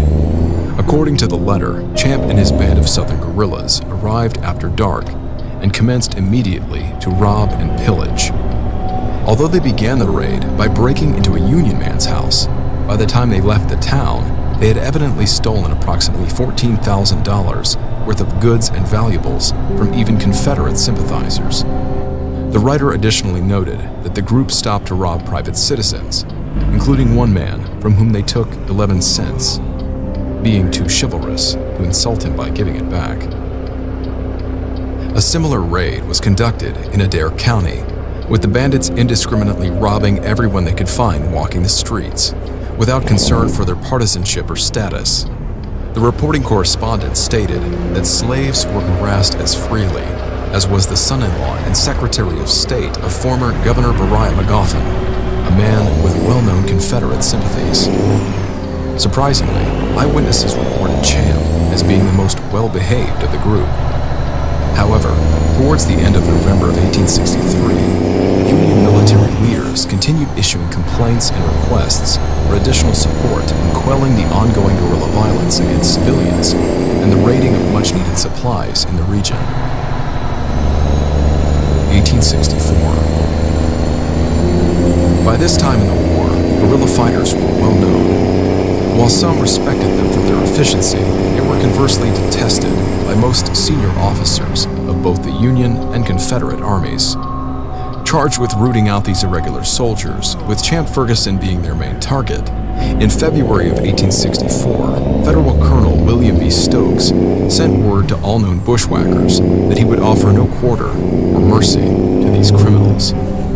Oddly enough, according to author Brian McKnight, Colonel Stokes was, in many ways, the anti-Champ Ferguson, having been a supporter of secession prior to the war, but instead choosing to remain loyal to the Union at the onset of the war. Unsurprisingly, despite their irregular status, guerrilla leaders took great issue with these surrender exclusions. As men like Champ Ferguson would demonstrate, their matter of recourse would be unspeakable butchery levied against captured Union soldiers and officers.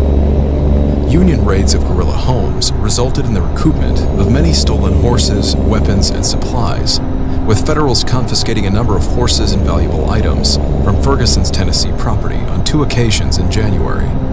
Finding no sign of Ferguson or several other notorious guerrillas near Sparta, Union forces turned their attention towards an invasion of the Cumberland region of Tennessee and Kentucky to root them out. During these movements, Union reports indicate that civilians in the region were on the brink of famine, with guerrilla raiding having greatly diminished food stores and other needed supplies of the locals, without regard for partisanship. Many Unionists and Confederate supporters alike were nearing poverty and starvation. On February 13, 1864, now back in Tennessee with Colonel Stokes on his heels, Ferguson and several men arrived on the farm of Esham Richards in Fentress County, having some idea that 3 Unionist men, Jackson Garner, James Templeton, and Tinker Dave Beatty's son, Dallas Beatty, were on the property. A witness to the murder, a man named Columbus German, later testified that having found Dallas hiding behind a woodpile, Ferguson chillingly made Beatty look down the barrel of his gun and asked him if he would like to eat the powder just before he pulled the trigger. Ferguson then approached the home, ordering Jackson Garner outside. Apparently, a member of the household requested that Ferguson not kill Garner inside the house to avoid the mess, to which Ferguson angrily threatened to kill the man if he dared question him again. With Garner now standing on the porch, Ferguson then shot him twice. Templeton was taken prisoner, and no testimony was uncovered regarding his fate. Responding to Colonel Stokes' issuance of a no-surrender policy for guerrillas, the Battle of Dug Hill began as an ambush, with Ferguson and a Confederate force trapping 60 of Stokes' Union men on the road in a steep gorge. Along with gunfire, heavy rocks were thrown down on the men, with some among the survivors reportedly having their throats cut from ear to ear. Of the approximately 110 men, less than 50 managed to scatter into the hills and escape. Champ's later indictment would indicate that as many as 19 of the soldiers who attempted to surrender at Dug Hill were later hanged by Champ and his men. Although Champ acknowledged hearing about these hangings, he denied responsibility for them. His later statements to the press appear to have contradicted this. The following month, Ferguson sustained a life-threatening injury, taking a bullet to the abdomen during a skirmish with Federals. Although he survived, his disappearance for the next 3 months procured rumors of Champ dying from his injuries, or otherwise patently false newspaper reports of Champ being found and riddled by a number of Federal bullets as he lay wounded in bed. Ferguson continued to elude Federals, despite later sightings of him stealing more than 100 U.S. horses from their post oak pasture in mid-July. Ferguson then largely appears to have remained out of the Federals' way, retreating into the Kentucky mountains for the remainder of the summer.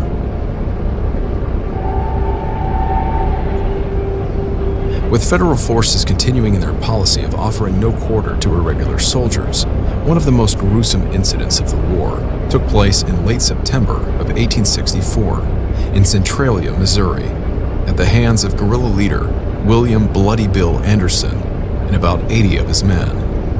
Although it is unlikely that Ferguson and Anderson ever crossed paths, their bloody legacies are often associated. After stopping a train while disguised in Union regalia, uniforms, the guerrillas ordered the passengers to disembark and line up.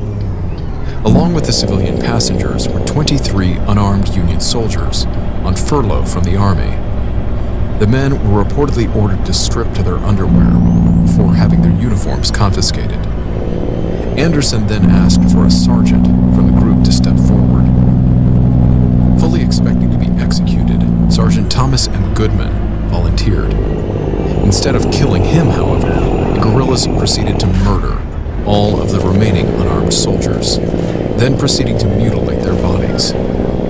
They then set fire to the train and sent it flying down the rails to the next town. The Union Army launched a swift response to this massacre, only to present the opportunity for a second bloodbath. Later that same day, Anderson and his men were met by a mounted regiment of 155 Union soldiers under the command of Major Andrew Johnston. What ensued, the Battle of Centralia, was even more horrific than the murders they committed that morning.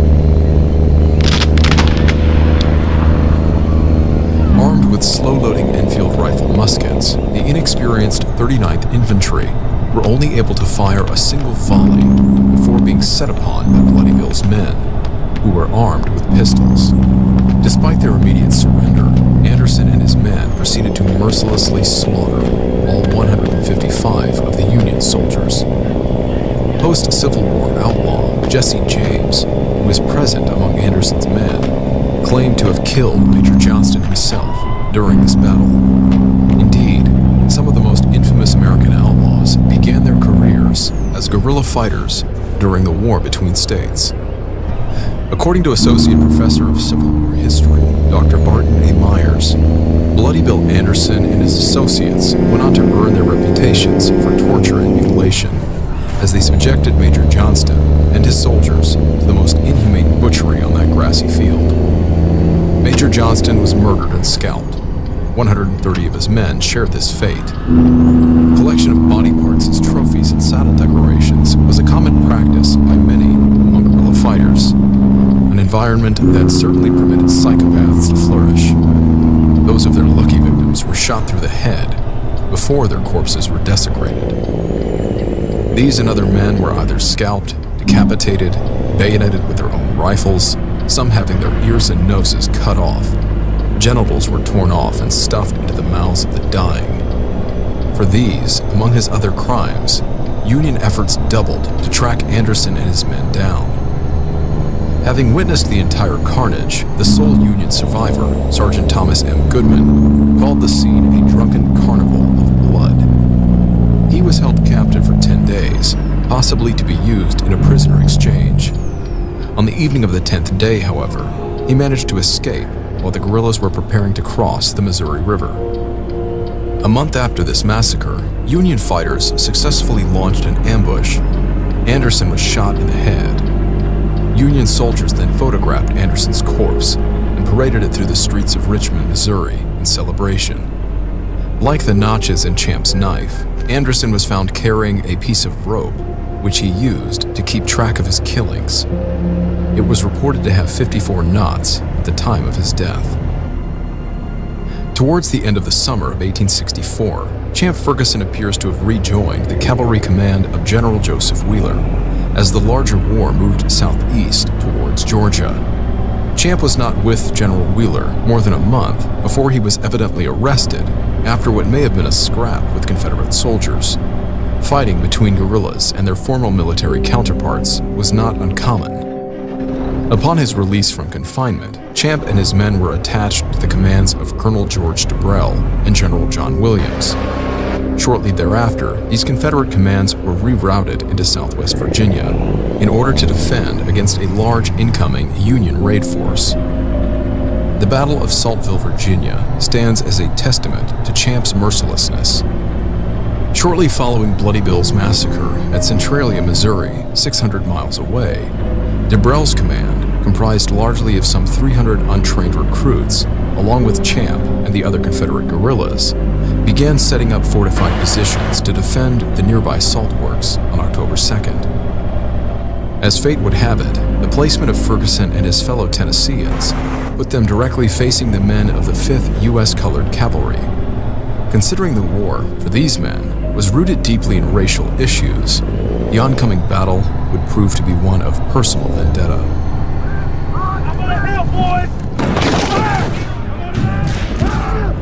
The Federals managed to push the Confederate force back up the hill on which they had entrenched themselves. Evidently, as they saw the black soldiers climbing the hill towards them, Brian McKnight writes, William C. Davis described Debrell's 8th Tennessee as becoming exasperated, and several let their irrational anger get the best of them and left the security of the entrenchments to fight a black man personally. Despite their vengeful distractions, the Confederates put up a determined resistance at the top of their hill, with the Federals running low on ammunition and withdrawing by 5 p.m. As he quotes much of the following eyewitness testimony in a clear and concise manner, the following is an excerpt from Brian McKnight's book regarding the aftermath of the battle. In the overwhelming majority of military battles, when the actual fighting draws to a close, the battle is considered over. At Saltville, the real crisis occurred the following morning, when Confederates roaming the battlefield reportedly began executing wounded enemy soldiers, most of whom were black troops. Although no individual soldier was named in the aforementioned accounts, at Champ Ferguson's trial in the summer of 1865, Henry Shocker of the 12th Ohio Cavalry placed the defendant on the field as an active participant in the slaughter.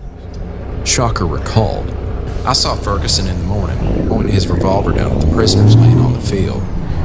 Understanding what was taking place, Shocker, who had been wounded the previous evening, crawled out of the path of the slowly approaching Ferguson, keeping quiet and probably feigning death.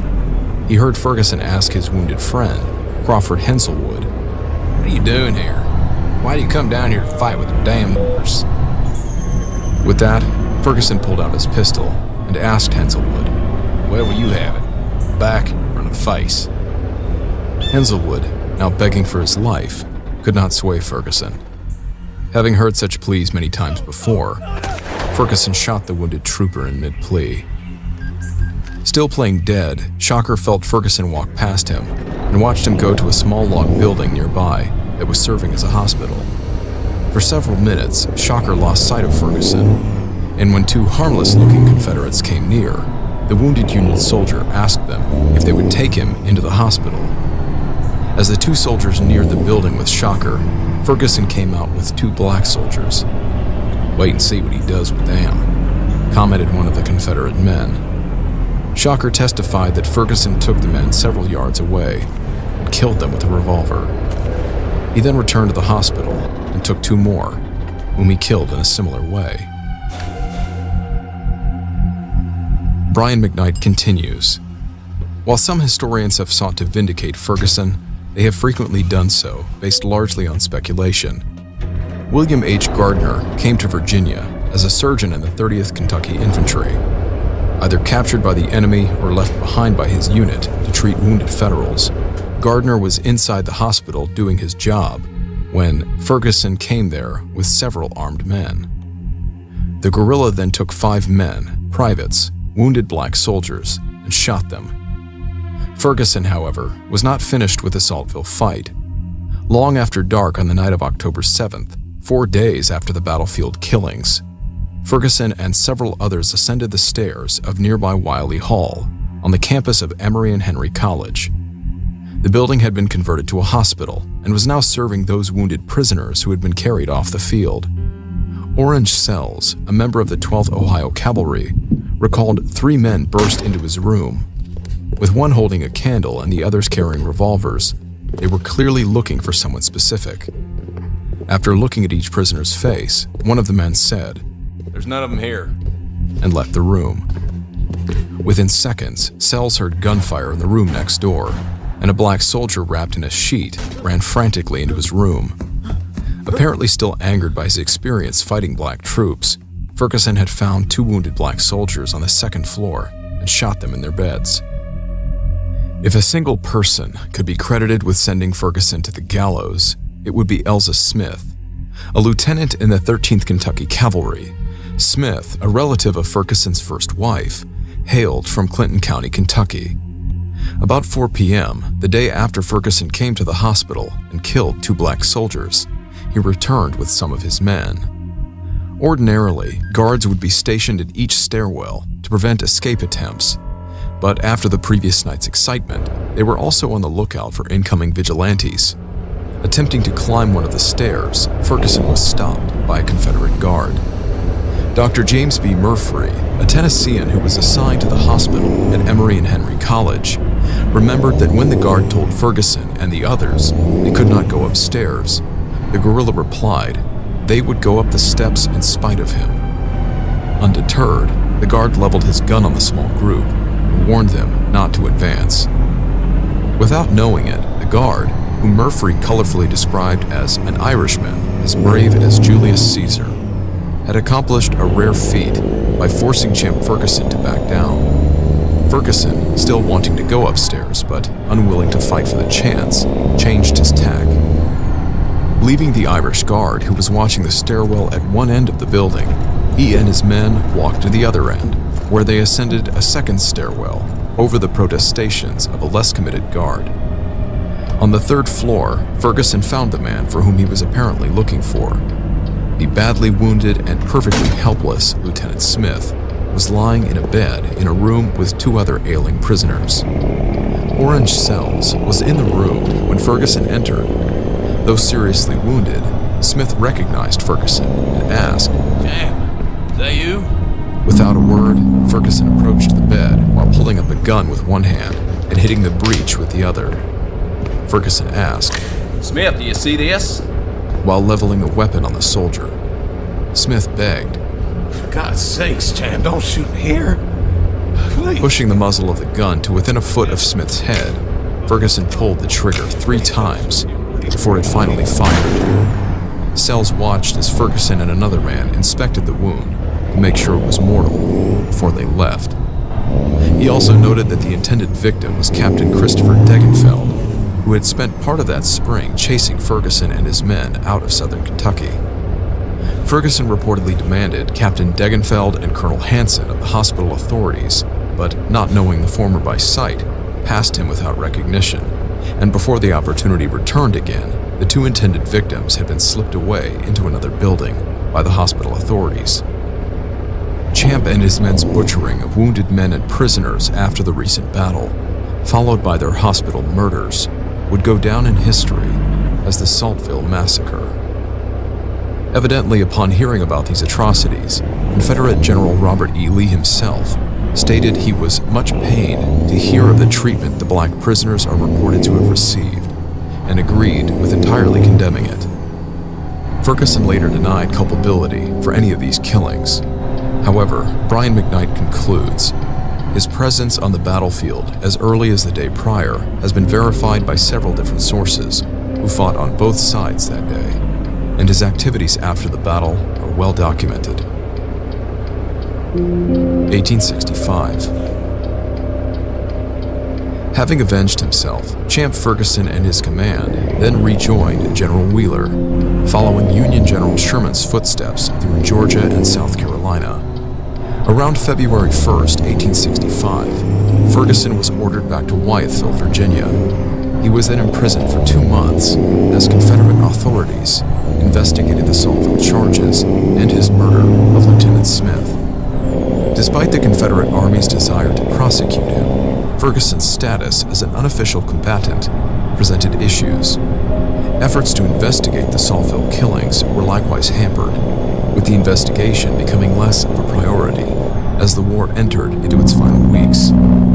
According to General Wheeler, the lack of witnesses was ultimately a deciding factor in Champ being acquitted on a released on April 4th. 5 days later, General Robert E. Lee surrendered his Confederate army at Appomattox. The fighting continued for some time, however, in spite of Lee's surrender, with Lincoln's assassination taking place only another 5 days later. Meanwhile, with some hard riding, Champ appears to have abandoned conventional military service, as he was soon back hunting Union men in Clinton County by the end of April. One of the first encounters was with his sworn enemy, Tinker Dave Beatty. Spotting him in Fentress County, as Beatty stopped for a meal at a friend's home, Ferguson and 5 of his men rode up and, guns drawn, arrested him. While transporting him along the road, Beatty suddenly spun his horse to the rear and rode for his life, taking 3 bullets in the escape. None of the wounds proved fatal.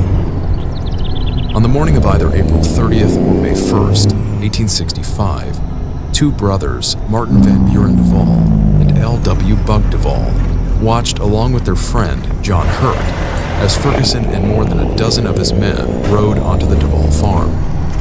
John's brother Martin was inside the home. Approaching the 3 men outside, Ferguson ordered them to surrender and drop their weapons. Van Duval challenged his authority, asking for the company's identity. Along with the now deceased Alexander Huff, Bug and Van Duval, along with John Hurt, were also among the group of Unionists who had once captured Champ and attempted to force his enlistment into the Federal Army 3 years prior. In response to their defiance, Champ leveled his pistol and fired. His shot missed. Van and John then returned fire as Ferguson rode away to call his men for support. Bug was unarmed and fled down a nearby creek, while Van and John ran up a small hill to take a defensive position. Although Bug was captured, Ferguson surprisingly instructed his men not to hurt him. Champ then turned his attention towards the other 2 men. He later returned, politely asking Bug the names of the men he had just killed up yonder. One of Duval's sisters began berating the guerrilla as he reached the house. Champ defended his actions by replying, "They started it with me." Champ and his men then left the farm, taking a few animals from the stable and leaving the family to find and collect the 2 men's bodies.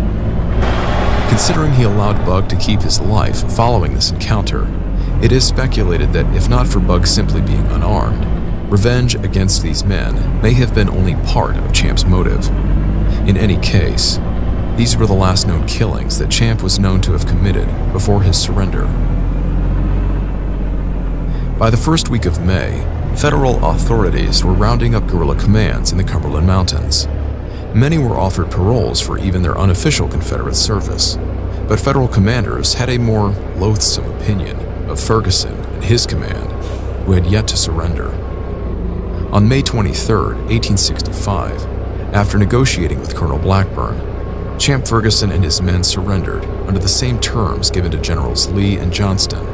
They were released under verbal parole and returned to their homes. What Ferguson did not realize before meeting with Blackburn was that the federal government had singled him out. Upon meeting Ferguson, Colonel Blackburn informed him that a number of previous dispatches had ordered that any attempt by him to surrender should be refused. As Champ had arrived to meet Blackburn, accompanied by a number of armed men, and refusing to surrender unless given assurances for his well-treatment and his parole, like the others, Blackburn consented to ask his commander for a reconsideration on Champ's behalf. However, as he accepted the terms of Champ's surrender, with Champ promising to end his fighting and remain at home until a decision was made, Blackburn reportedly warned him that It is best not to trust us too far. 2 days later, shortly after midnight on May 26th, 5 federal soldiers arrived at Champ's farm in White County, Tennessee, and arrested him, tying him to his horse and taking him to Nashville for trial. His trial would last for months and would attract a great amount of national interest and media coverage. His trial at Nashville lasted from the 11th of July through the end of September. A long line of 43 separate witnesses appeared to testify against him, including family members of his victims and Tinker Dave Beatty himself. Ferguson admitted to killing many of the 53 for which he stood accused of murder. He further claimed to have killed over 100 men, insisting his conduct was done as a soldier's duty. The evidence against him was significant, with the Nashville Daily Press reporting dramatic events during the trial, such as that of Reuben Witt's daughter having witnessed her father's murder and the subsequent fight between the two men inside her home, standing up and screaming. She pointed to the scars on Ferguson's head, identifying the place where her father had hit Champ with his hatchet as he had violently fought with his old friend after being shot. Champ evidently winced as all eyes in the courtroom turned on him. As if the evidence of his wartime actions wasn't enough, the Confederate defeat, the uncovered conspiracy to assassinate Lincoln, as well as the recent arrest of Confederate Major Henry Wirz, also on charges of war crimes, the murder and conspiracy to kill his prisoners, had aroused a desire for retribution in the minds of many Americans. Ferguson and Wirz soon became the focal point for these widespread hostilities. As if things could not get any worse, when the time came for Ferguson's defense, he could muster only a handful of character witnesses who actually turned up to defend him. He later cited this as cause for an unfair trial. One of these witnesses was his former commander, General Joseph Wheeler. According to Brian McKnight, however, having no experience with Champ prior to August 1864, the general could only testify that he had considered Ferguson an officer in the Confederate Army during the final phase of the war, whether or not official documentation existed. On September 26th, the jury found Ferguson guilty. On October 10th, general orders affirming his conviction and sentencing him to death by hanging were issued. Evidently, due to the increasing strain on the Ferguson family's relationship with Champ during the war, none of his relatives visited him while he awaited execution, except for his wife and daughter. Having taken office following Lincoln's assassination, President Andrew Johnson was delivered a number of letters, even from his own nephew James, Champ's prison guard during his trial, requesting clemency for Ferguson's conviction and death sentence. As President Johnson was previously Governor Johnson of Tennessee, the same man whom Champ had purportedly once accepted to kill for a $1,000 bounty, Johnson had received multiple letters recounting Champ's war record in real time during his tenancy as state governor.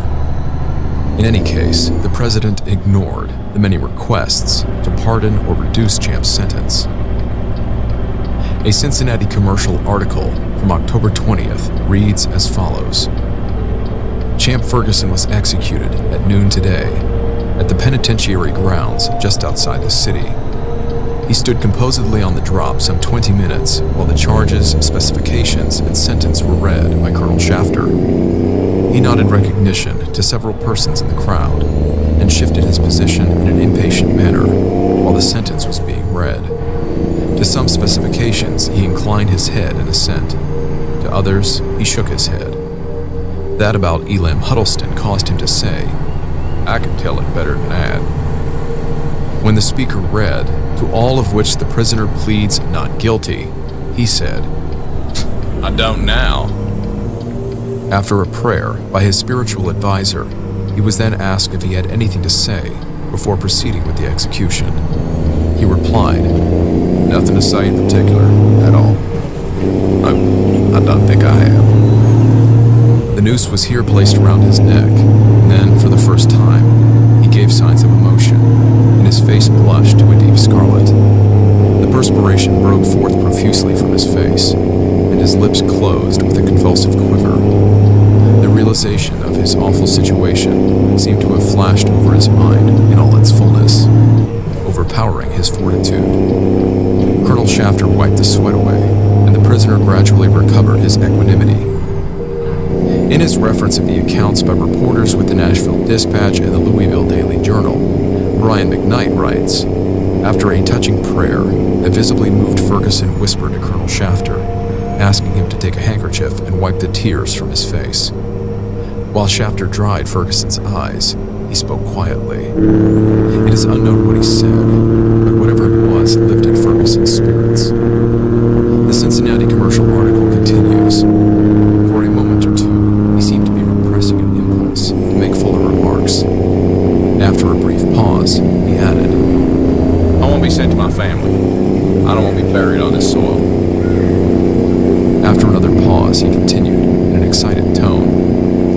get me to the doctors. I don't want to be cut up.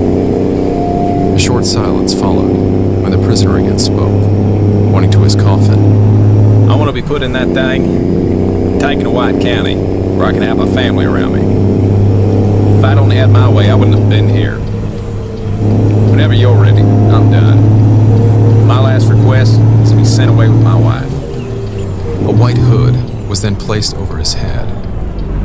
Through the cloth, Ferguson spoke his last words. Good Lord, have mercy on my soul. At 17 minutes to noon, the drop fell.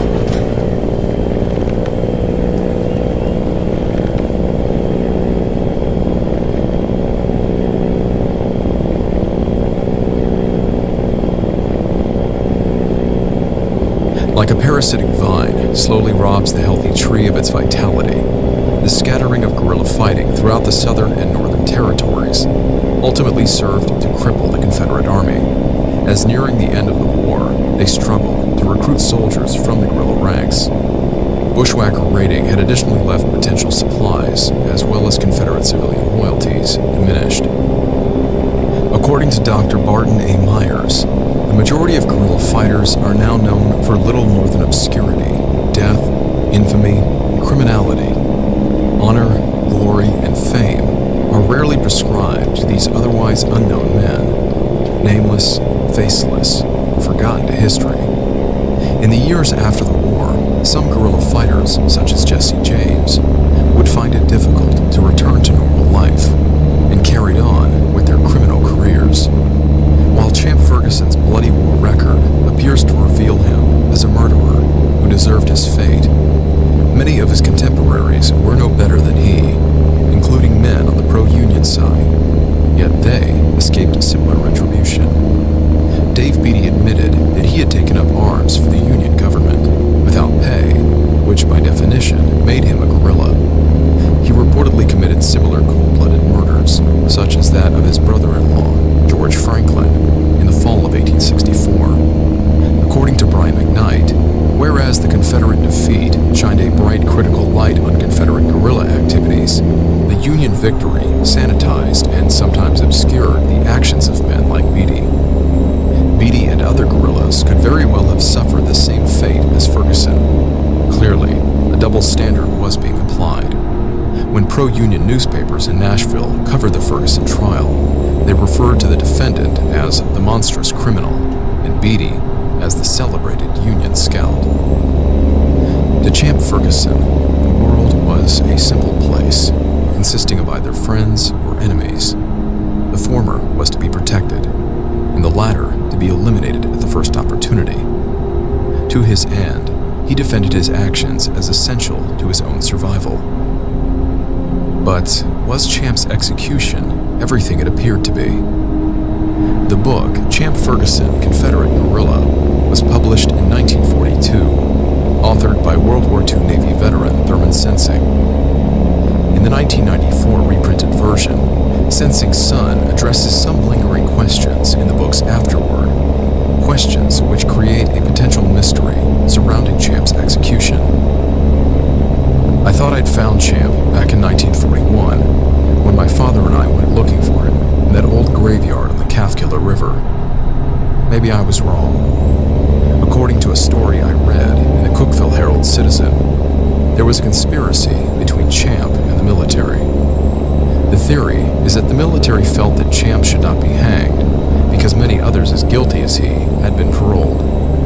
The story is that the military enclosed the undersection of the scaffold and that a ring of soldiers completely encircled it. When the hangman cut the rope and Champ dropped through the trap door, they quickly untied the loose knot and placed Champ in the casket alive.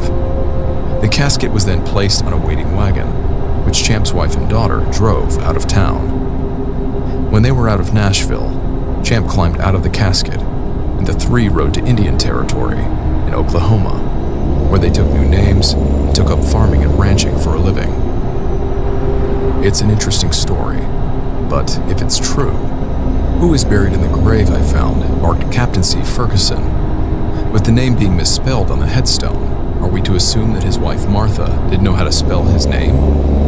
or that someone else in on the conspiracy misspelled it and put up a slab of limestone at a fake grave so that everyone would think Champ really had been hanged? What did Colonel Shafter whisper to Champ in a low undertone that made Champ's face light up noticeably? Did he tell him about the conspiracy and that he would be saved by the